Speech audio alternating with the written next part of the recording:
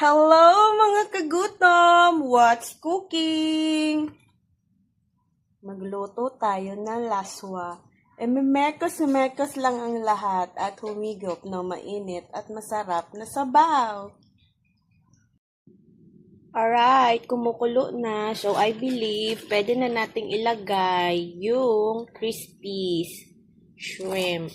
Mag-swimming kayo dyan. Make the sabaw flavorful. Sorry naman. I'm very playful with my content. Maya ilulukot. Ihulog natin dyan yung mga golay.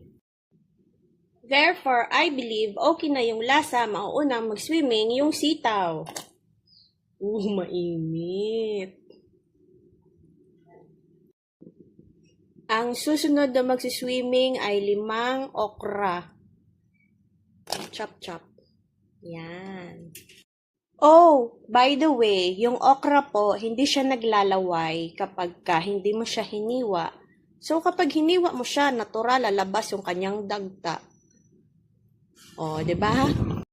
I believe okay na yung okra. Ang susunod na magsiswimming dito ay alubati. And, sabay nang lulusong yung,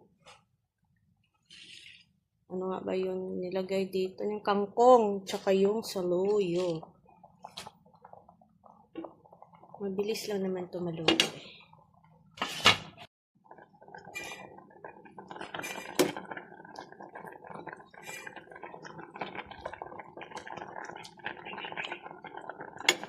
Excited na ako.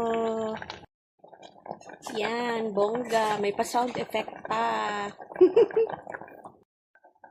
So, ayan mga kagutom. Luto na yung laswa. And on the other side, yung kanin.